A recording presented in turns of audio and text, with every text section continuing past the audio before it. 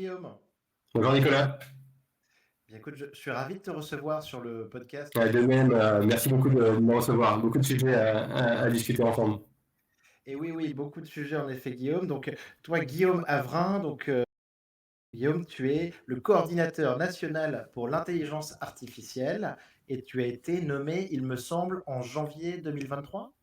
Ouais, tout à fait. Janvier 2023, donc c'est assez récent. Ça fait à peu près 3 mois que j'occupe ces fonctions.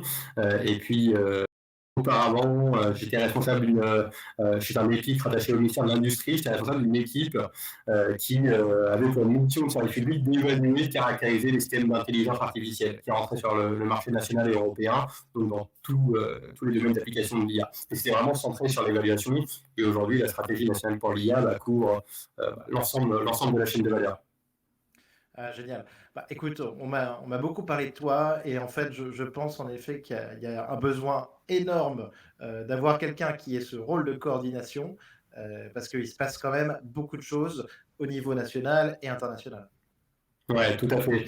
Alors, il s'avère que je ne suis pas le premier à occuper ce rôle de coordinateur. Il y en a eu deux autres avant moi, Bertrand Payès et Renaud Model, avec lesquels tu avais déjà peut-être pu échanger. Si tu veux, tout à l'heure, on pourra faire un point sur ce qui a été fait jusqu'à présent sur la stratégie nationale pour l'IA, et puis là où on en est et les nouvelles actions que nous souhaitons lancer. Oui, bien sûr. Alors, avec plaisir. Donc, bah, tout d'abord, peut-être quand même, pour parler de ce qui nous intéresse, Guillaume, que se passe-t-il en ce moment dans l'IA générative, ChatGPT, Midjourney? On a l'impression que depuis 3 mois, il y a une révolution totale. Ouais, tout à fait. Alors, je pense que c'est ressenti et européen. Euh, Pour moi, ce qui est très intéressant, avant de parler de la performance technique de ces IA génératives, c'est déjà l'expérimentation au grand public qui a été rendue possible par ChatGPT, et le fait que ça a édifié une large partie de la planète sur la réalité actuelle, tangible de l'intelligence artificielle. Je pense qu'on est passé par plusieurs étapes. Il y avait cette expérimentation grand public, voilà, le fait que de manière extrêmement rapide, tout le monde se familiarise avec l'intelligence artificielle, finalement s'acculture à l'intelligence artificielle. Et puis, assez rapidement, on est passé à d'autres étapes. Une étape où on allait plutôt on était émerveillé. Ensuite, on passe à l'étape de mais finalement, est-ce que ça marche si bien? Alors du coup, tout le monde y allait de son commentaire sur quand on pose ce type de questions, on a ce type de réponse, ça marche moyennement, etc. Et d'ailleurs, c'est extrêmement intéressant. Assez tôt, finalement, des réflexions sur comment on pourrait aller plus loin et comment on pourrait modifier ces modèles, ces large language models, ces IA génératives dans le domaine du TAD et de l'image pour passer à un niveau de performance supérieur. Et puis l'étape d'après, ça a été de se dire, finalement, est-ce que c'est pas dangereux de déployer ces technologies d'IA alors qu'elles n'ont pas tout à fait le niveau de performance que l'on pourrait attendre, des questionnements sur des mésusages, des usages négatifs de ces IA génératives ou de ces gigamodèles, peut-être aussi des questions sur même sur ce qui est de volonté derrière. Est-ce qu'il n'y a pas des risques de traitement discriminant, de biais dans les sorties renvoyées par ces systèmes d'IA? Et donc, c'est posé la question de finalement quel est le cadre de confiance que l'on peut établir pour favoriser le développement et le déploiement de ces technologies. En effet, bah, après, je pense que c'est bien de se poser ces questions, c'est bien de sortir du laboratoire, entre guillemets. Et ce qu'on peut voir aujourd'hui, je regardais, il y a un article qui est paru dans le New York Times, c'est plein d'usages qui sont décrits. C'est demander à l'IA des conseils pour arranger son jardin, demander à l'IA des conseils pour un programme de sport, des menus sur la restauration, trouver l'idée de cadeau, construire des pièces d'un vaisseau spatial, créer des jeux vidéo, créer des nouvelles protéines en quelques minutes, identifier des maladies sur des bananes. Donc tout un tas d'utilisations différentes. Mais moi, ce que je vois quand je vois ça, en fait, Guillaume, je me demande, est-ce qu'au final, donc, cette IA dont on parle, c'est pas un peu une porte d'entrée vers tout un tas de choses? Et comment faire aussi un peu la différence, et je pense que ça fait partie de tes attributions, entre les utilisations grand public que j'ai décrites plutôt au début et les usages qui sont plutôt ceux de l'entreprise. Tout à fait. Alors, je pense que tu mets déjà pas mal de choses en évidence, en disant ça. Donc, il y avait l'expérimentation du grand public, et puis après, il y a du coup les cas d'usage grand public. Chacun, lui qui a pu se confronter à l'intelligence artificielle, voir comment ça fonctionnait, se pose la question de comment il pourrait l'utiliser au quotidien. Je pense que sur les acteurs extra-européens, les acteurs donc, américains en l'occurrence et chinois, sont quand même très avancés sur ces applications. Et on a vu parmi des exemples que tu as évoqués, il y a des exemples qui sont quand même à très, à valeur ajoutée extrêmement importante. Il y avait bien sûr l'utilisation de ces IA génératives pour les moteurs de recherche Bing et Google se sont emparés du sujet. Il y avait également des cas d'usage qui sont venus extrêmement rapidement avec les partenariats entre ChatGPT et Kayak sur finalement, au lieu d'aller se connecter au site internet pour faire ses réservations, on passe directement par ces API et ces interactions avec ChatGPT ou avec les IA génératives d'une manière générale. Et donc, ça modifie complètement notre manière d'utiliser Internet, voilà, et notre interaction avec le monde numérique d'une manière générale. Donc, et c'est bien des applications qui sont grand public, qui ont la possibilité, qui ont le potentiel de modifier nos activités au quotidien. Je pense qu'on a aussi hâte, dans la partie bureautique, finalement, de ces IA qui pourraient nous aider à faire de la synthèse de documents, simplifier nos démarches administratives pour, je sais pas quoi, réserver des places, comprendre toutes les conditions pour pouvoir réserver une place en crèche pour notre enfant, où aujourd'hui on a besoin, pour bien comprendre la manière de faire, on a besoin de se connecter sur plein de sites de l'État différents. Donc en fait, il y a vraiment un enjeu de simplification de l'action publique et de l'accès à l'information mis à disposition par les pouvoirs publics. Le fait de remplir des questionnaires de manière automatique ou le plus rapidement possible, la génération automatique de slides, enfin voilà, plein d'aides qui peuvent être apportées au quotidien. Et puis, il y a les cas d'usage plutôt B2B que tu évoquais également, donc sur la génération automatique de médicaments, sur les découvertes de nouveaux matériaux. On a également des projets qui ont émergé sur la génération automatique, la conception automatique de cartes électroniques, sur la génération automatique de code. Donc, des cas d'usage B2B et sur lesquels on peut se dire que l'Europe et la France ont une opportunité de positionnement parce qu'on a un tissu économique industriel extrêmement dense, avec beaucoup de production de données qui peuvent être utilisées pour l'entraînement de ces IA, qu'elles soient dites discriminatives, donc de reconnaissance de patterns, ou génératives. Et donc, finalement, une opportunité de marché extrêmement importante pour la commercialisation de technologies d'IA sur le territoire national, issus de nos filières IA nationales et européennes, mais également parce que ça répond à des enjeux de compétitivité de notre tissu industriel, de rééquilibrage de notre balance commerciale, de réduction de nos coûts de production dans un contexte de compétition internationale. Donc, bien sûr, on est ravis finalement que le paysage des solutions d'intelligence artificielle se complète avec ces IA génératives, là où jusqu'à présent c'était davantage peut-être les systèmes experts et les algorithmes d'apprentissage automatique type reconnaissance de patterns qui étaient déployés dans l'industrie. Donc voilà, on complète finalement le panel de solutions disponibles pour aller gagner en compétitivité, pour améliorer notre capacité de production, le positionnement de nos entreprises, etc. Donc de belles perspectives associées à l'IA générative. Super. Alors là, Guillaume, tu me fais la transition parfaite parce que je voulais revenir quand même sur un tweet qui m'a fait très plaisir le 12 avril du président de la République, Emmanuel Macron, qui a dit donc sur le tweet: en Européens, continuons à investir et à coopérer dans les technologies de rupture. Nous pouvons être à la pointe avec des entreprises prometteuses, français et néerlandais. Nous traçons cette voie. Et derrière, donc, l'Europe est compétitive, même une intelligence artificielle l'affirme. Donc, en fait, Emmanuel Macron donc, a posé la question à ChatGPT, qui a répondu à la question comment se place l'Europe dans les technologies de rupture, le mot compétitive. Donc on est Mhm. juste pile là-dessus. Et j'ai trouvé que c'était, en tout cas de la part du président de la République, quelque chose de très innovant, d'utiliser donc ChatGPT et de le mettre donc, sur Twitter. Je pense que toi, tu as dû apprécier ce tweet aussi. Ouais, tout à fait. Bon, je pense que c'est de toute façon, je le vis au quotidien, donc je me rends bien compte que l'ensemble de l'État et les différents services de l'État se sont bien emparés du sujet de l'IA de manière générale, sans nécessairement faire de focus sur l'IA générative. Donc on est bien conscient des enjeux, à la fois des enjeux d'accord, comme on le disait, sur l'amélioration le progrès économique et du bien-être social. Donc le progrès économique parce que, comme on l'a dit, amélioration de la compétitivité de nos entreprises, bien-être social parce que potentiel de réduction des tâches pénibles, des tâches rébarbatives et bien sûr aussi automatisation de tâches qui seraient soumises à la concurrence internationale.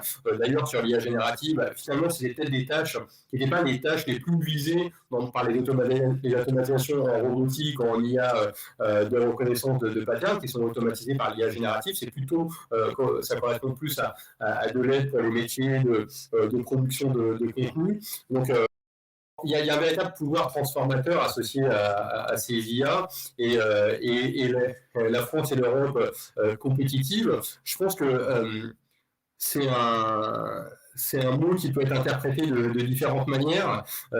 D'une part, on a des atouts à faire valoir, la capacité à produire des bases de données de qualité à noter pour entraîner ces modèles. Bon, même si on sait que la partie production, filière production de données a été largement modifiée avec ces GA génératives, des laboratoires de référence et des entreprises qui sont positionnés sur l'ensemble de ces technologies d'intelligence artificielle. C'est ça aussi, je pense, qui est intéressant, c'est qu'il n'y a pas de trou dans la chaîne de valeur de l'IA ou le panel de technologies d'IA sur le territoire national et européen. On a des acteurs déjà posés sur l'IA générative, donc que tu as déjà peut-être reçu ou que tu seras amené à recevoir, des acteurs comme Lighton, vraiment sur la production d'algorithmes, de systèmes génératifs, qui présentent des spécificités qui peuvent, par exemple, qui vont fonctionner, qui vont viser le fonctionnement en local plutôt que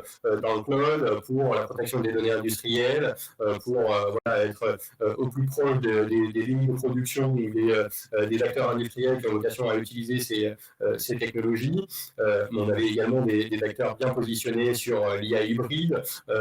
Et donc, je pense que c'est particulièrement intéressant de parler d'IA hybride parce que on a ce sujet de l'IA générative, savoir si effectivement est-ce qu'on est en rattrapage par rapport aux acteurs américains et chinois. Je pense qu'effectivement on peut se dire que en tout cas les systèmes qui ont la meilleure performance aujourd'hui sont produits en extra européen, mais avec donc une capacité d'accélérer sur ces sujets sur le territoire national pour atteindre l'état de l'art.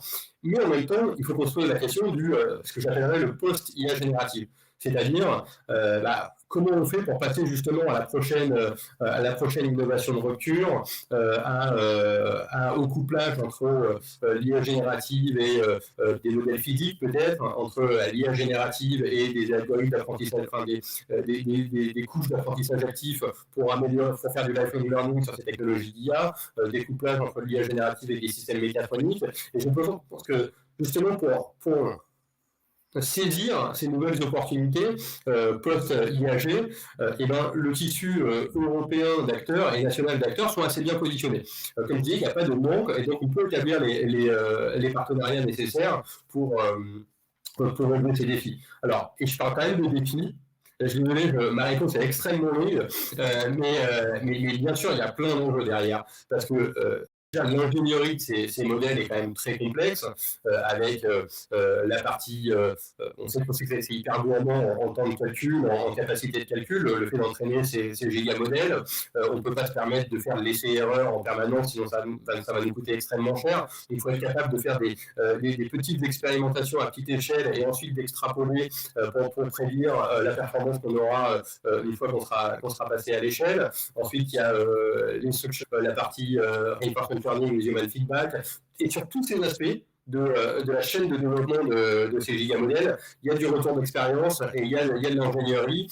Donc c'est quand même un sujet complexe, mais voilà, tout n'est pas résolu et il y a un bon retour d'expérience chez nos concurrents extra-européens, mais voilà, avec donc, des défis à relever, mais des ressources sur le territoire national qui nous permettront d'y arriver. Écoute, je trouve ta réponse très intéressante parce que tu parles du post-IAG, du post-IA génératif.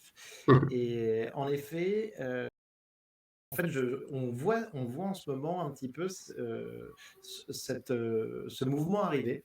Ça commence un petit peu du côté de Sam Altman avec OpenAI, qui annonce donc que sur GPT-5, en tout cas, ça va pas être tout de suite, que c'est peut-être pas le modèle de développement ultime, et que donc il va falloir arriver à un moment sur une hybridation. Ça correspond un petit peu aussi à ce dont parle Elon Musk. Donc, je suis très heureux de voir que ta vision là-dessus est hyper moderne et en avance.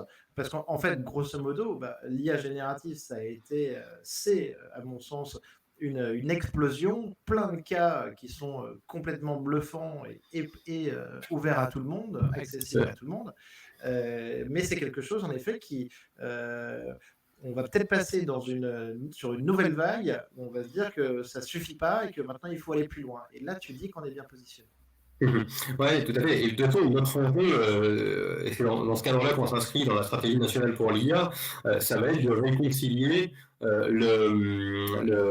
l'IA générative avec les 3 axes qui avaient été identifiés comme prioritaires dans le cadre du volet soutien à l'offre deep tech de la stratégie nationale pour l'IA, qui sont l'IA embarquée, l'IA de confiance et l'IA frugale. Aujourd'hui... Alors, bien sûr, Guillaume, j'en profite justement, est-ce que tu peux nous présenter un petit peu la stratégie nationale Bien sûr. Donc sur l'IA. Ouais, super. Effectivement, on peut commencer par là. Donc, pour reprendre un peu l'historique de la mise en place de cette stratégie nationale pour l'IA, donc si vous vous rappelez, en 2018, il y avait la remise du rapport Villani. Son nom, je me permets de le rappeler au passage, c'était donner un sens à l'intelligence artificielle. C'était hyper intéressant dans l'actualité dans laquelle on vit sur l'IA générative, parce que c'est-à-dire que dès le départ, ab initio et par construction, il y avait dans la stratégie nationale en IA l'idée d'établir un cadre de confiance, un cadre maîtrisé pour le développement et le déploiement de ces technologies d'intelligence artificielle. Donc voilà, enfin, on pourra revenir sur la lettre Future of Life, mais je pense que c'est extrêmement important de rappeler que on avait une stratégie d'accès de développement sur ces IA génératives ou ces IA discriminatives sur tous les sujets d'intelligence artificielle, mais dans un cadre maîtrisé, dans un cadre de confiance. Donc ça, c'était 2018, le lancement. L'autre objectif, c'était de cette première phase, c'était de structurer l'écosystème de recherche et développement sur le territoire national et d'attirer et de maintenir les talents également. Donc les livrables les plus visibles de cette première phase de la stratégie nationale pour l'IA qui s'est terminée mi-2022, c'était mise en place des 4 instituts 3IA, donc d'écosystèmes de recherche pour concentrer les efforts, pour maximiser l'impact des investissements publics en R&D, pour minimiser les redondances. On a également mis en place des communs numériques pour favoriser le développement d'IA sur le territoire national, donc, notamment, je pense au supercalculateur Janté, et également le financement de chaires de recherche, plus de 150 chaires de recherche financées au sein des 3IA et en dehors des instituts 3IA, et puis plus de 300 programmes doctoraux. Donc, un ensemble de dispositifs pour structurer l'écosystème, pour finalement se mettre en ordre de bataille et être capable de passer à l'action. Et ça nous amène au début de la phase 2 de la stratégie nationale pour l'IA, donc annoncer en novembre 2021, réellement lancé mi-2022, et donc j'assure la coordination depuis janvier 2023. L'objectif de cette phase 2 officielle, c'est diffuser l'IA dans l'économie. C'est vraiment l'objectif, et cette stratégie, elle doit s'évaluer par rapport à cet objectif de diffusion et de ce que ça amène en termes de progrès économique et du bien-être social. Ça va être vraiment les indicateurs qui vont nous permettre de vérifier que l'investissement public a bien été réalisé et que nous avons atteint nos objectifs. On a identifié jusqu'à présent 3 leviers pour atteindre cet objectif de diffusion. Le premier levier, c'est la formation. Donc, pour rappeler, on a un budget total pour cette deuxième phase de 1,5 milliard d'euros, ce qui est à peu près le même que le budget qui est disponible pour la première phase. Et donc sur ces 1,5 milliard d'euros, on a 700 millions d'euros dédiés à la formation.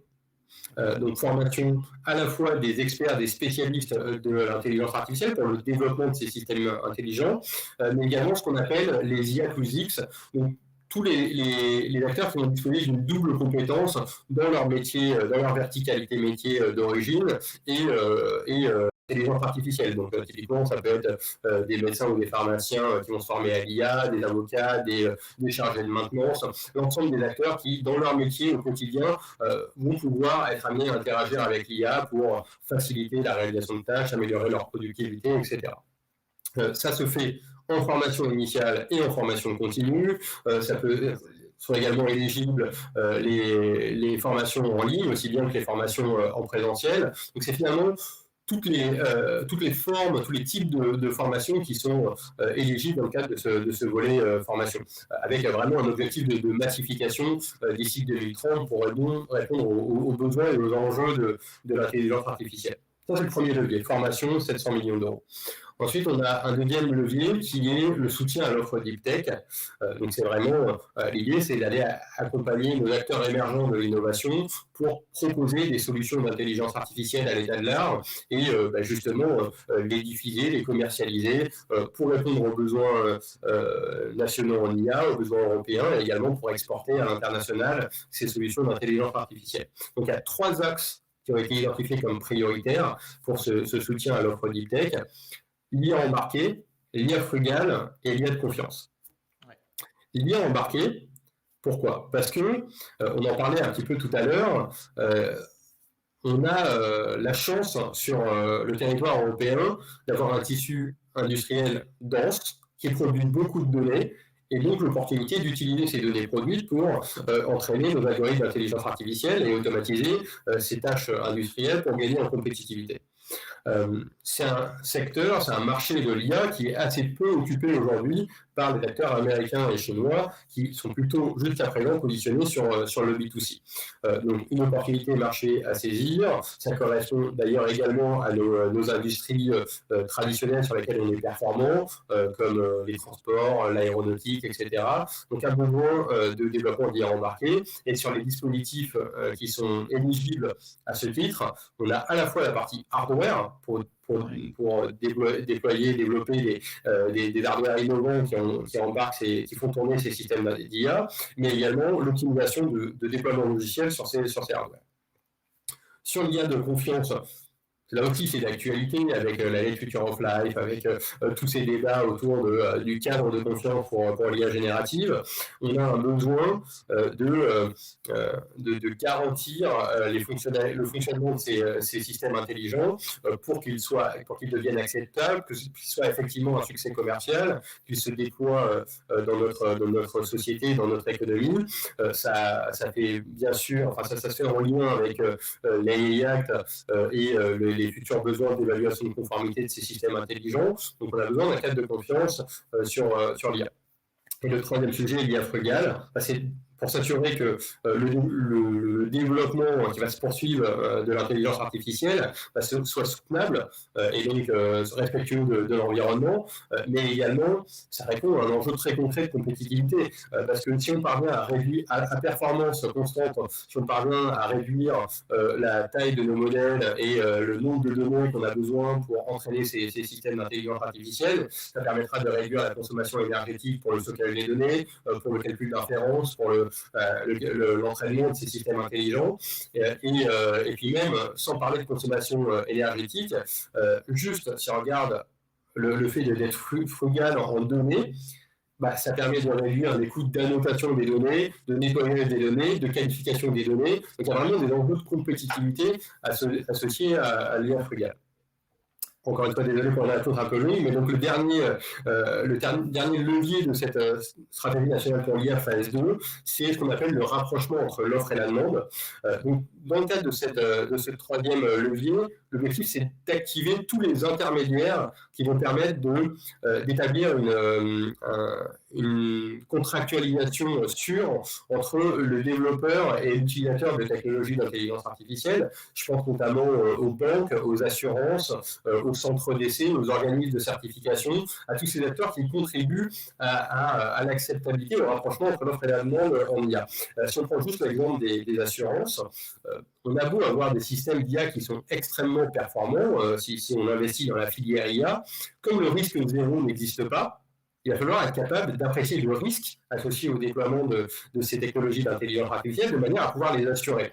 Si aucune assurance n'est prête à assurer ces systèmes d'intelligence artificielle, par exemple à assurer un véhicule autonome qui serait commercialisé, on n'aura pas de véhicule autonome. Même si on a fait tout le nécessaire, enfin je veux dire on n'aura pas, on l'aura dans nos laboratoires, le véhicule autonome, mais on ne l'aura pas sur nos routes. Parce que personne ne prendra le risque d'aller déployer un système d'intelligence artificielle qui n'est pas assuré. Donc il est impératif que les sociétés d'assurance se saisissent du sujet, évaluent le risque associé au déploiement de ces technologies d'intelligence artificielle et donc proposent des offres d'assurance pour ces produits intelligents. Et ce n'est pas forcément le sujet auquel on pense immédiatement, le fait de mobiliser les assurances sur le sujet, de la même manière que s'assurer que le COFRAC sera en mesure d'accréditer 17065, nos organismes de certification, les organismes notifiés par exemple sur les dispositifs médicaux pour qu'ils puissent marquer CE, les dispositifs médicaux intelligents ou l'UTAC pour les véhicules qui embarqueraient de l'intelligence artificielle ou les acteurs positionnés sur la directive machine pour les robots industriels qui vont intégrer l'IA ou les robots agricoles qui vont intégrer l'IA. C'est pas clairement pas les purs players de l'intelligence artificielle, et pourtant c'est des acteurs qui sont indispensables pour le succès commercial de l'IA. Écoute, cet exemple de l'assurance est très pertinent et je vois tout à fait l'importance pour une application donc technologie sur le marché et donc de vraies innovations. Merci beaucoup Guillaume pour cette présentation. J'avais pu échanger un petit peu avec Johan Rahl du ministère de l'économie sur ce sujet que je salue. Et donc un dispositif très clair et donc au final quand même le rapport Villani a quand même permis de bien lancer les choses dans la bonne direction. Oui, tout à fait. Vraiment avec cette idée de... alors tout n'est pas encore fait, sinon il n'y aurait pas... On serait déjà à la fin de la phase 2. Mais ce qu'on peut dire, c'est que voilà, la phase 1, ça nous a mis en ordre de bataille. C'est déjà pas mal. C'est-à-dire que ça nous a permis de rester dans la course. On n'a pas perdu de place dans les classements internationaux sur l'intelligence artificielle, alors que tout le monde a lancé sa stratégie sur l'IA avec des investissements qui étaient extrêmement importants. On n'est pas les seuls à avoir lancé une stratégie sur l'intelligence artificielle et à avoir mis, en l'occurrence, 1,5 milliard d'euros. On a même des acteurs internationaux qui mettent beaucoup plus d'argent. On est prêt finalement à cette nouvelle étape de diffusion de l'IA dans l'économie.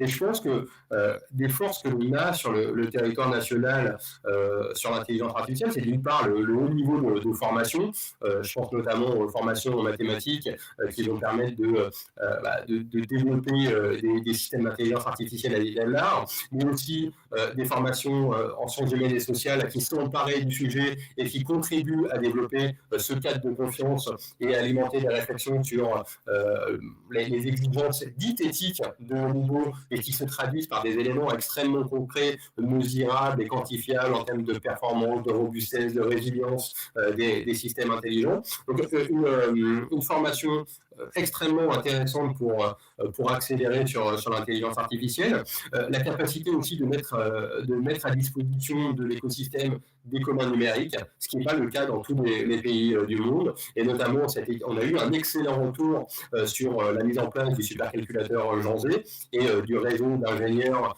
qui aident finalement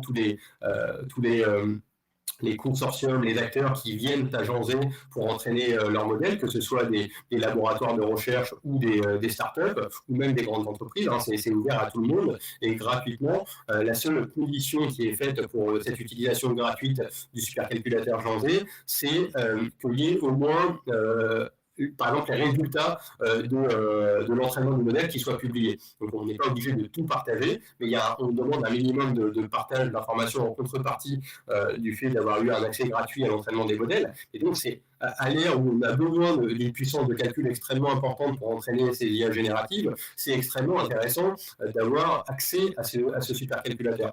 On a Jean Zé aujourd'hui, en 2023, mais on aura l'Exascale au CEA qui est porté en partenariat justement avec le GENSI, donc plutôt fin 2025, avec une capacité de calcul qui sera encore plus importante, avec vraiment les ressources nécessaires sur le territoire national pour entraîner ces gigamodèles. Même si, comme on l'a dit, on va être plutôt dans une démarche plutôt de réduction de la taille des modèles, d'amélioration de la qualité des données, pour avoir des IA plus frugales tout en gardant un bon niveau de performance. Et par contre, ça permettra de lancer énormément de projets en parallèle pour alimenter nos cas d'usage, pour alimenter les priorités stratégiques.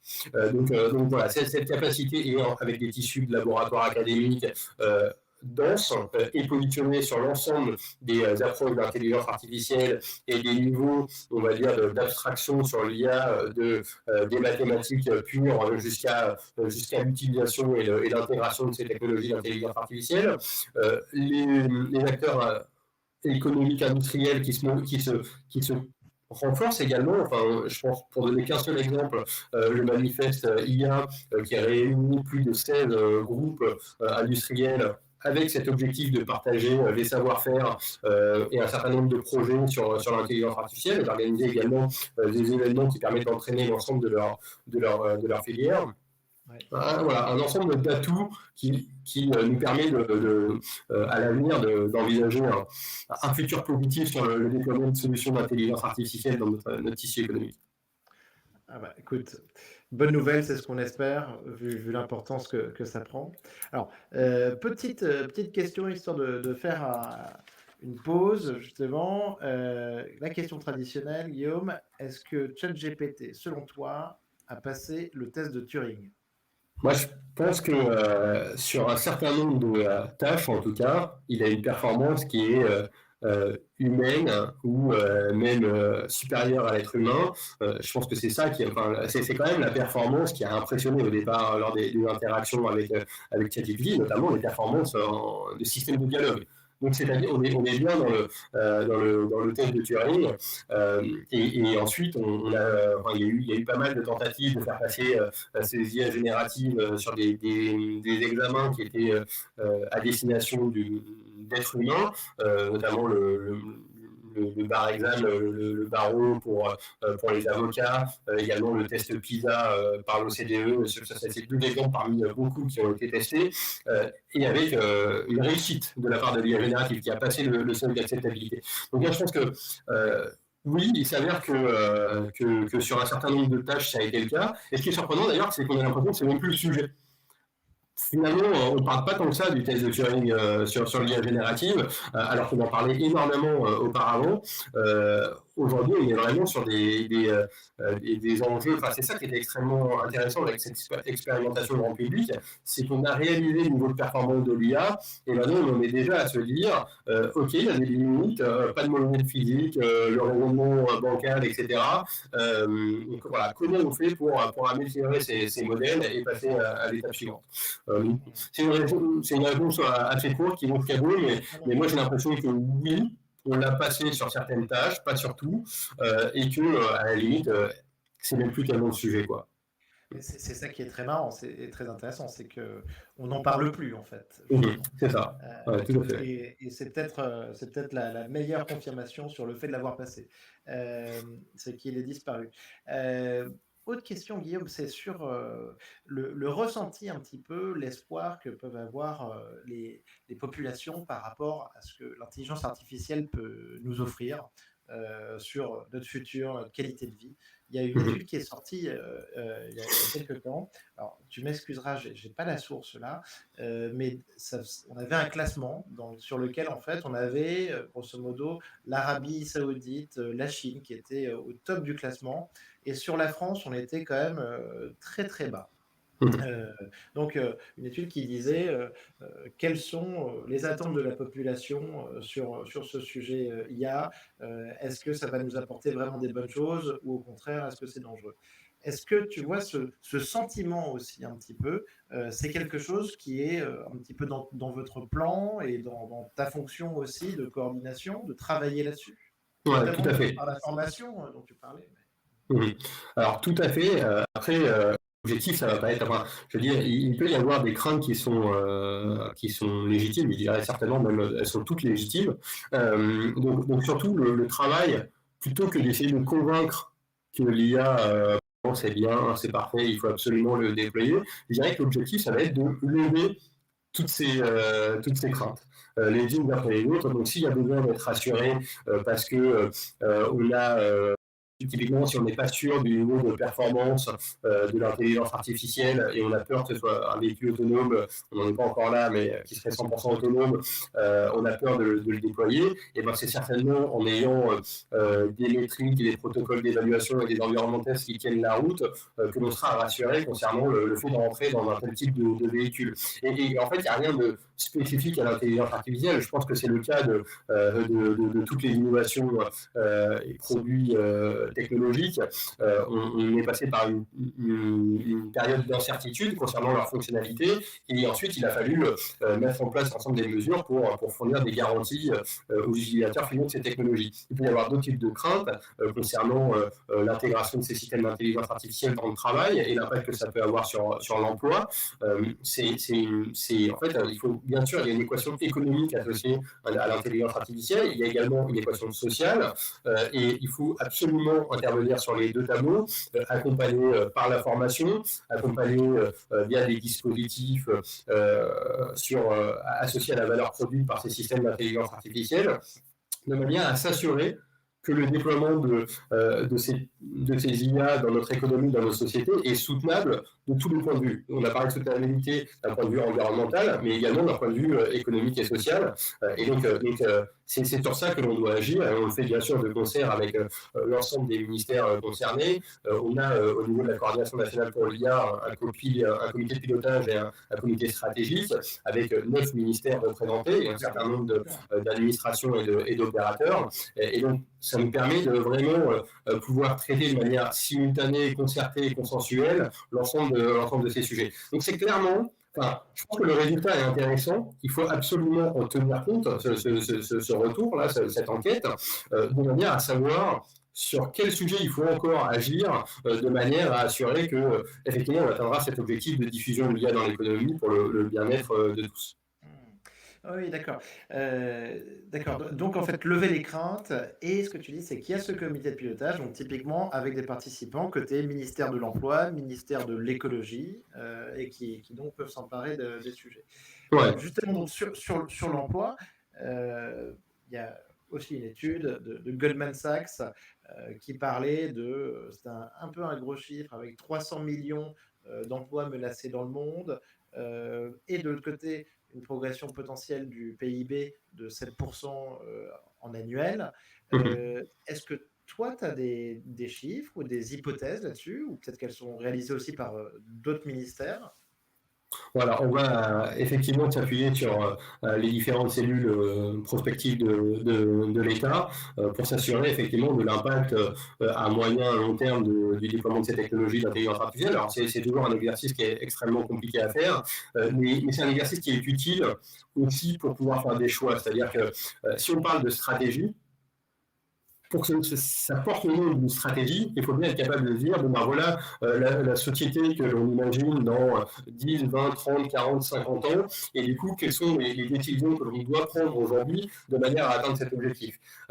On pourrait très bien dire, bah, en fait, ça marche jamais, enfin, on n'est jamais totalement correct quand on fait cette prédiction à long terme, mais la réponse à ça, c'est de toute façon, on a besoin de le faire. Parce que l'alternative, si on ne fait pas ces tentatives de prédiction à moyen long terme, on n'est pas capable de faire des choix, et du coup, ça revient à dire, bah, finalement, on n'investit pas dans des infrastructures de calcul pour pouvoir développer des IA génératives, etc. Donc, c'est pas souhaitable. Donc, on va effectivement s'appuyer sur les différentes cellules de prospective pour pouvoir anticiper ces impacts sur le travail, sur l'économie, etc. Donc, effectivement, on prend en compte l'étude de Goldman Sachs, il y a eu un certain nombre d'autres études qui sont sorties depuis.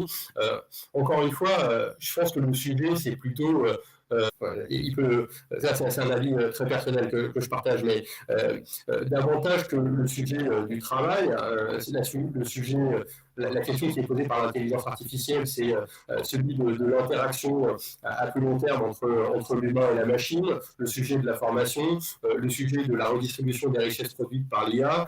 C'est vraiment sur l'ensemble de ces questions qu'il faut travailler pour que la réponse soit satisfaisante pour tous.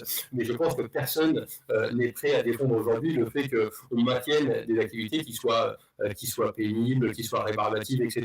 Donc plutôt que c'est vraiment le sujet, c'est le sujet du choix entre ce qu'on veut automatiser et pas automatiser, comment on veut le faire et comment on veut accompagner ce changement, cette transition. Très bien.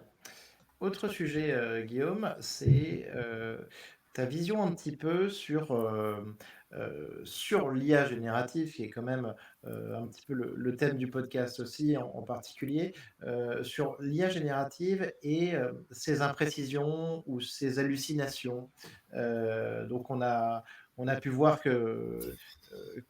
on peut imaginer que en fait, ça soit une menace un petit peu pour la connaissance dans le monde entier, avec énormément de contenu généré par les outils de d'IA générative. Que vient de parler de sa volonté de créer un X.AI et donc un Truth GPT, donc un GPT de la vérité, contrairement à ChatGPT. Donc c'est un gros reproche.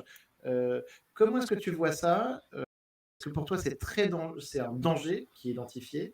Et forcément, si en fait il y a une vérité qui est diffusée, en tout cas par OpenAI, on peut s'inquiéter un petit peu en se disant, est-ce que nous, tu vois, au niveau français, souverain, on diffuse aussi notre vérité?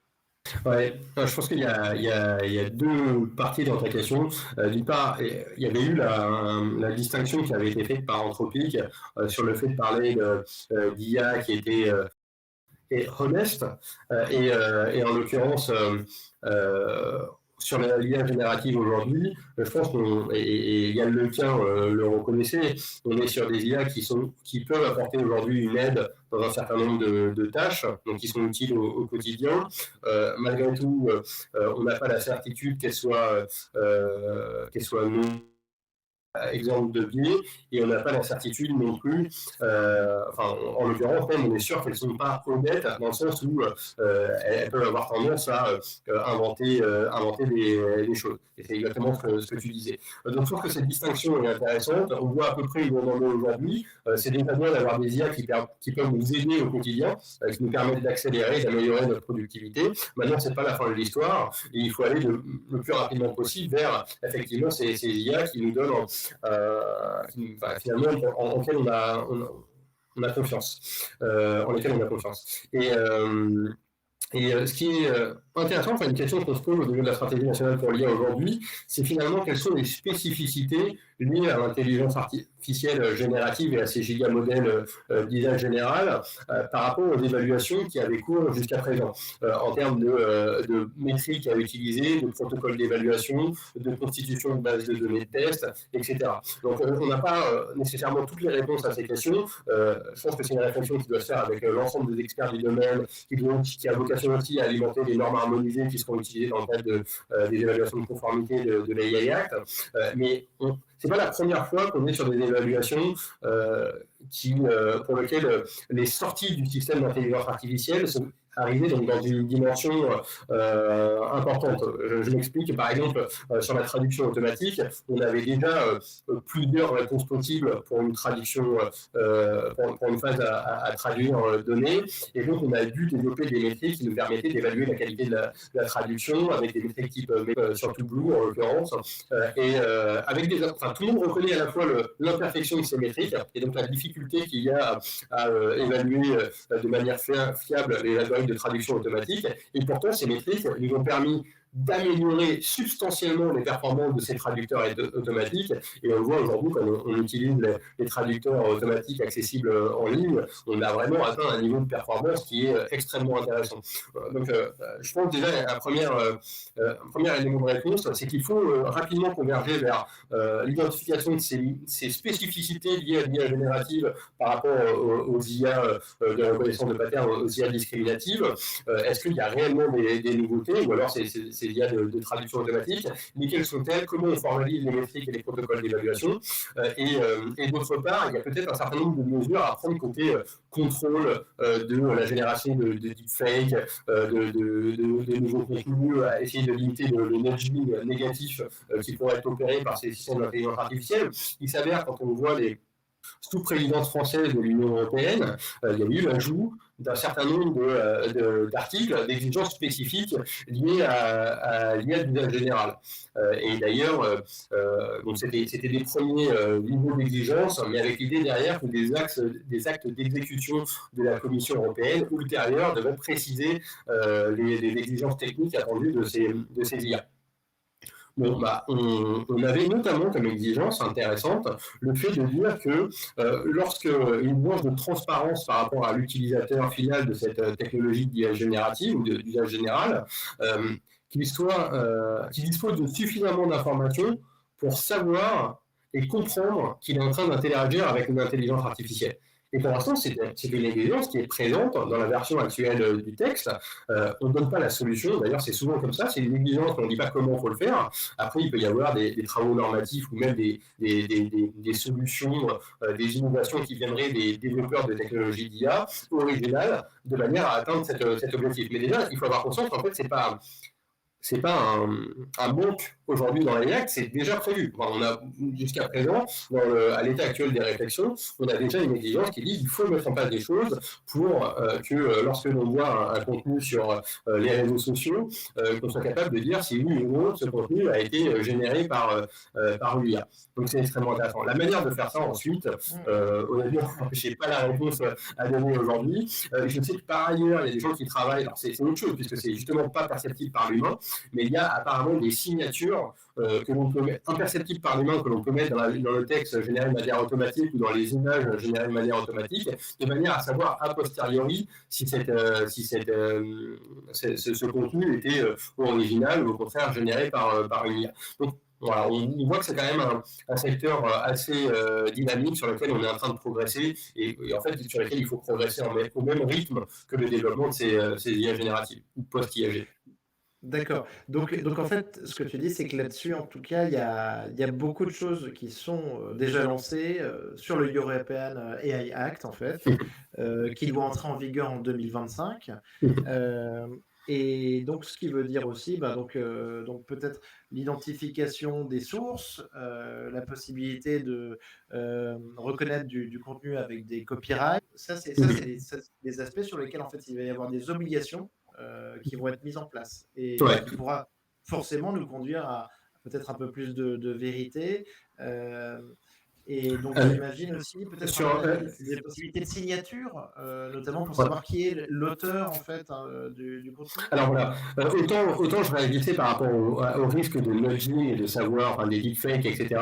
Autant la partie copyright et même je dirais la partie donc à la fois la partie propriété, enfin respect des droits d'auteur et la partie données personnelles. c'est des sujets sur lesquels, pour le coup, je ne pense pas que ça se passe à l'AI Act. C'était déjà pour les données personnelles. Peut-être que là, c'est des sujets sur lesquels il faut continuer à travailler. Et je pense que ça fait écho aux interrogations de la CNIL italienne, qui finalement s'est un peu rétractée par rapport à sa position, mais qui quand même sont des interrogations légitimes sur lesquelles la CNIL française s'interroge également. Là, juste par rapport à ce point spécifique, je ne dis pas que ces sujets des droits d'auteur et des données personnelles, ce sera l'AIA qui mettra un cadre. L'AIA a vocation à mettre un cadre sur la partie développement sûr de ces IA d'usage général et déploiement sûr de ces IA d'usage général et de manière déjà des applications d'IA à haut risque. Et ça comprend la partie est-ce que j'ai un niveau de transparence qui est suffisant pour savoir que je suis en train d'interagir avec une IA. Mais à mon avis, c'est d'autres travaux réglementaires qui doivent répondre à ces autres questions que tu posais. Ah oui, d'accord.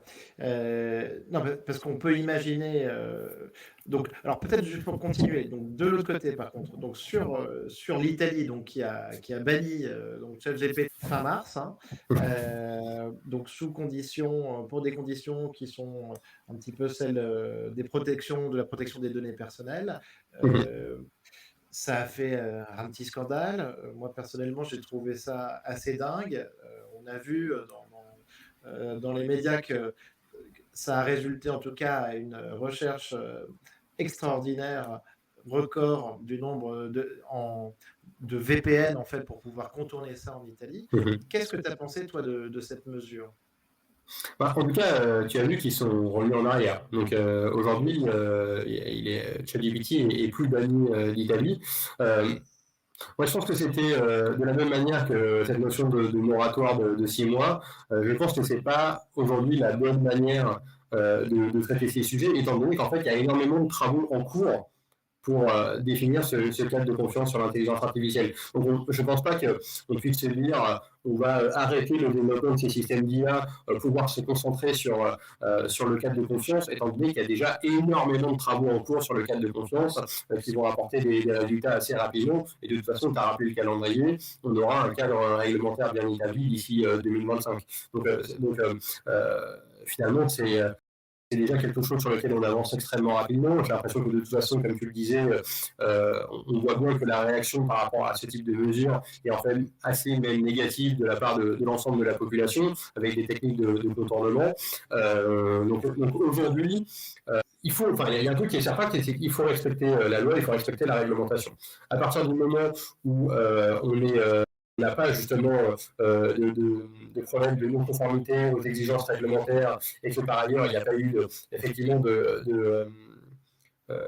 comment dire, de préjudice causé visible, il n'y a pas de raison de limiter l'utilisation de ces technologies d'IA générative. Et d'ailleurs, surtout au contraire de tout l'impact positif qu'elles peuvent avoir en termes de progrès économique et de bien-être social, comme on le disait tout à l'heure.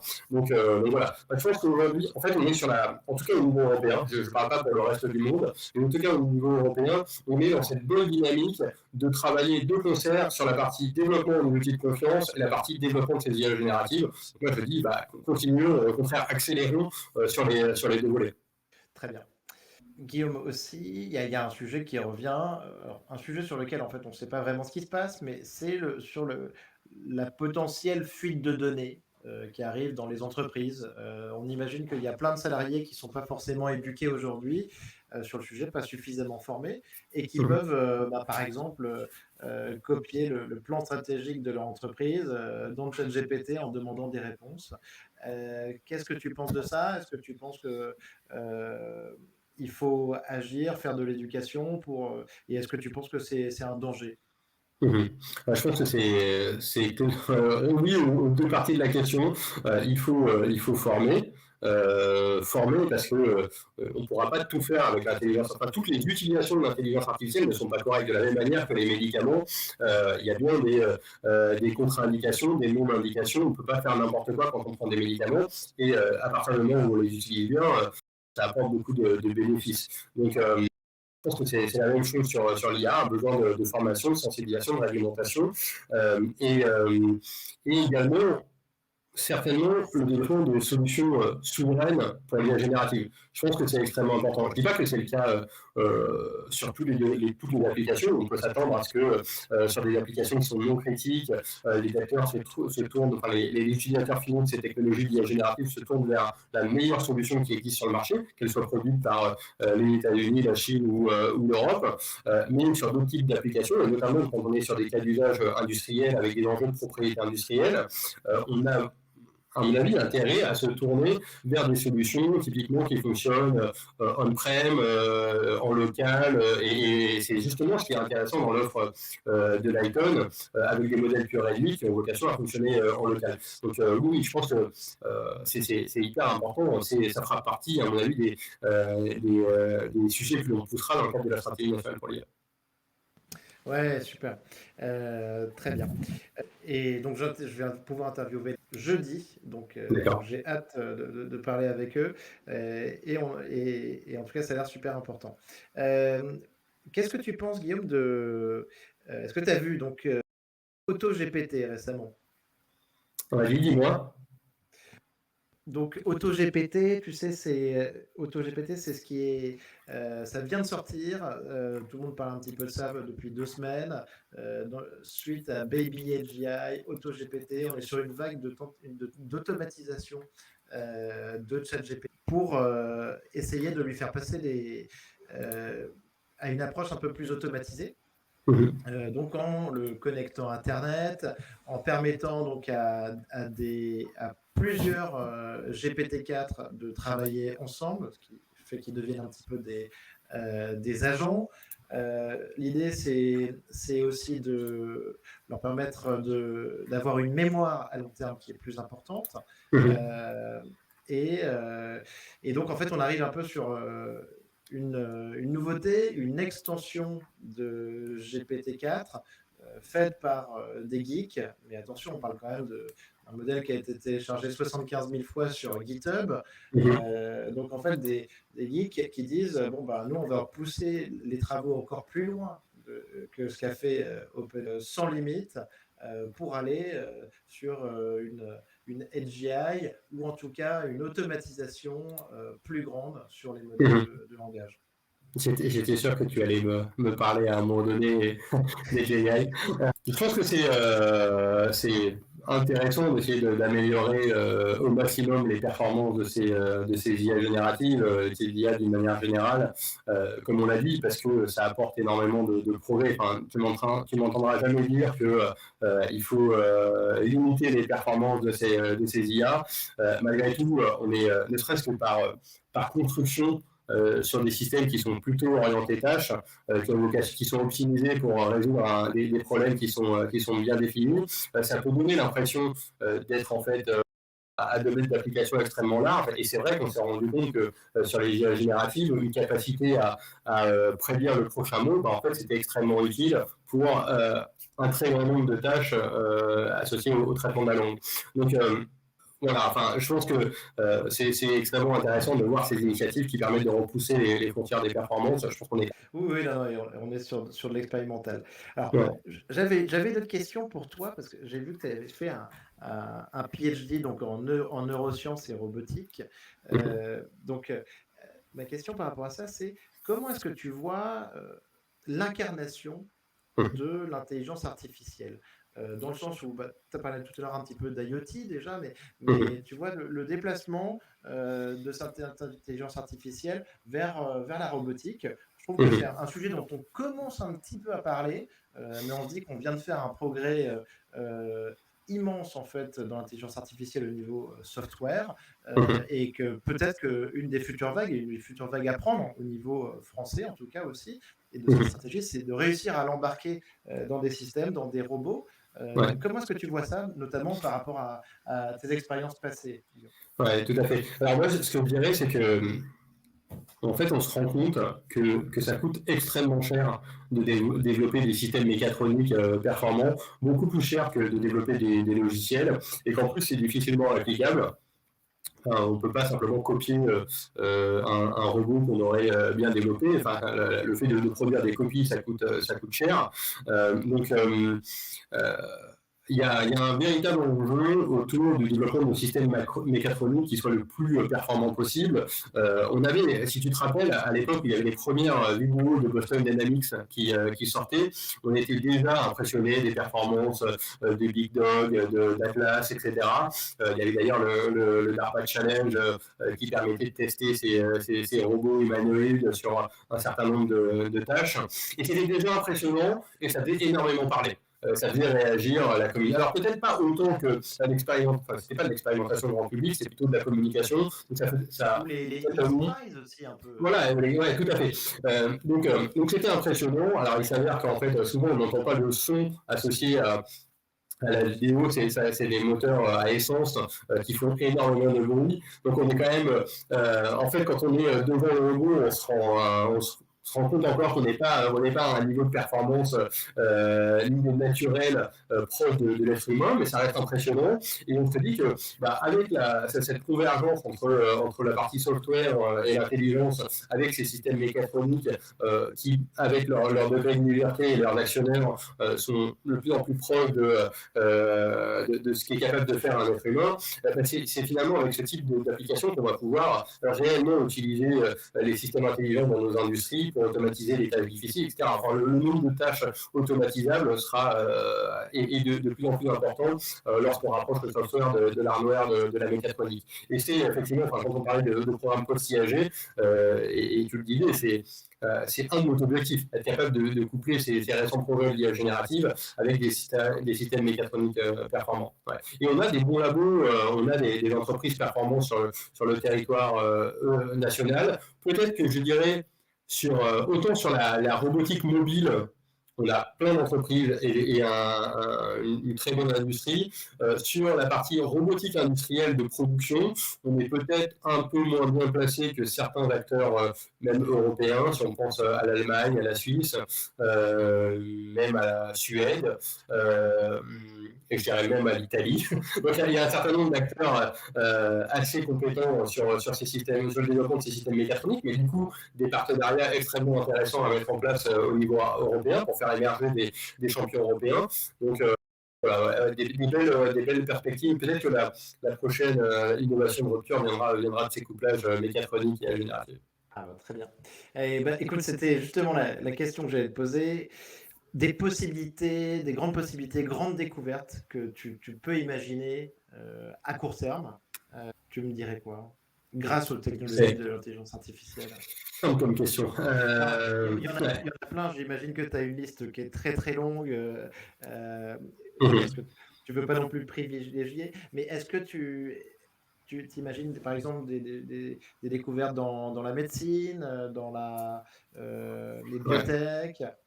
Ouais, tout à fait. Je pense que, si on parle de domaine d'application, je pense que le domaine d'application de la santé et de la production industrielle, c'est vraiment des domaines d'application prioritaires. Je dirais la santé parce que ça répond un besoin de chacun d'entre nous. Je veux dire, on veut tous être moins malades, en meilleure santé, en meilleure forme. Donc il y a une urgence, un devoir et une mission de service public associée à faire progresser le domaine de la santé avec toutes les technologies possibles. Et sur la partie production industrielle, c'est pour protéger notre modèle économique, notre modèle social. On sait qu'on a une balance commerciale qui est déséquilibrée, si on veut pouvoir continuer à s'acheter j'allais citer des marques extra-européennes, je vais éviter, mais on va dire continuer à s'acheter des smartphones qui viennent des États-Unis ou d'Asie. On a besoin en contrepartie d'être capable d'exporter des choses pour avoir un modèle de société qui est pérenne. Et donc, on a besoin d'avoir une industrie qui est fonctionnelle, qui est performante. Donc, on a aussi un devoir de déploiement dans ces secteurs-là. Mais en fait, les domaines d'application de l'intelligence artificielle dépassent ça. Je veux dire, dans notre vie quotidienne, avec toutes les applications pour la ville connectée, on s'écarte un peu de notre vie quotidienne, mais ça des conséquences immédiates sur notre vie quotidienne. C'est totalement, par exemple, l'IA dans le domaine de l'agriculture, à la fois pour les robots agricoles, de désherbage automatique, qui grâce à l'IA vont pouvoir réduire l'utilisation de produits phytosanitaires, pardon, et donc améliorer la qualité des produits consommés, et également améliorer le quotidien de nos agriculteurs. Je pense que là aussi, il y a des applications qui sont extrêmement intéressantes. Donc, des secteurs vraiment assez variés et riches pour les applications potentielles de l'IA. Après, moi, parmi les sujets qui m'ont intéressé, vraiment notre réflexion du moment, elle est autour du post-IAG. Et tu vois, un exemple, peut-être que ça peut être celui sur lequel on peut conclure la réponse à cette question. On parle assez peu, je trouve, du couplage entre ces IA génératives et l'active. Alors que avant de parler d'IA générative, on parlait énormément de lifelong learning et de comment, plutôt que d'aller annoter des bases de données d'entraînement avant l'entraînement du modèle, on allait plutôt avoir des petites bases de données d'entraînement. Et ensuite, c'est tout au long du cycle de vie que l'utilisateur allait interagir avec l'IA pour améliorer ses performances. C'était le cas, par exemple, sur la traduction automatique, on peut faire de l'active learning en corrigeant. Je ne sais pas si, pour citer une boîte qui n'est pas française, DeepL, on sait que sur son interface, on peut corriger des éléments de traduction. Cette correction qui est réalisée par l'utilisateur peut être utilisée pour améliorer le système en temps réel. Moi, j'ai hâte de voir comment l'active learning peut finalement permettre de diminuer la taille de ces IA génératives et améliorer leur performance pour atteindre toutes les promesses de ces technologies IA. Alors, super. Et alors, écoute, là-dessus, j'ai reçu pour l'instant une seule femme sur le podcast, mais qui est une spécialiste de sujet, qui s'appelle Jennifer Prenke. Je ne sais pas si tu la connais, avec son entreprise qui est Alexio, et qui m'a parlé beaucoup d'active learning, et même peut-être plus tard de online learning, et de toute cette frugalité. J'ai trouvé que c'était passionnant, parce que très en avance, en effet, sur l'utilisation des modèles et de la data. Bah, parfait. Bon, alors, dernière question, Guillaume. Est-ce que tu as un livre ou un film de science-fiction à nous conseiller? Oula. Ou alors Écoute, une étude prospective, si tu préfères, mais... c'est pas simple comme question. À vous conseiller, je sais pas, parce que à mon avis, je vais dire quelque chose de pas du tout littéraire, pas du tout cinéma d'art et d'essai. Pour être original en vous donnant du mainstream, tout le monde a vu le film, mais moi typiquement, j'ai trouvé, tu vas être surpris par ma réponse parce que c'est pas très recherché, mais j'étais impressionné par, et j'ai beaucoup aimé le film Matrix 1, notamment par sa capacité à finalement anticiper énormément de sujets que l'on retrouve aujourd'hui. Alors, on parlait déjà d'intelligence artificielle et de cybersécurité avec l'agence Smith. On parlait de la même une question presque philosophique, métaphysique sur le choix entre la recherche de la vérité ou le confort avec la pilule bleue, la pilule rouge, qui faisait d'ailleurs pas mal penser à l'allégorie de la caverne de Platon. On a même des technos qui sont traités dans le film, sont vraiment des technos de R&D qui ne sont pas encore réellement, enfin je pense à Neuralink et tout ce qui concerne les implants cérébraux. Peut-être qu'on se retrouvera dans quelques années pour faire des podcasts sur le sujet. Voilà, en fait, il y avait énormément et bien sûr, j'ai pas cité, mais le plus important, enfin c'est le cœur du film, le métaverse avec la matrice. Donc voilà. Plein de questions sur l'avenir de ces technologies numériques et l'impact que ça peut avoir sur nos choix au quotidien, sur notre vie au quotidien. Donc, bon, désolé, c'est pas une référence extrêmement littéraire, mais moi, je te partage un truc que j'aime bien. Merci beaucoup, Guillaume. Mais tu sais quoi, en fait, je partage. C'est vraiment moi aussi un de mes films préférés, si ce n'est pas mon film préféré. Et il y a une personne avant toi qui a fait la même réponse sur le podcast, qui est Stanislas de Dust et ancien de OpenAI. Tu vois, donc vous êtes deux, on est trois, et c'est quand même un film extraordinaire et qui est très bon. Voilà. Génial.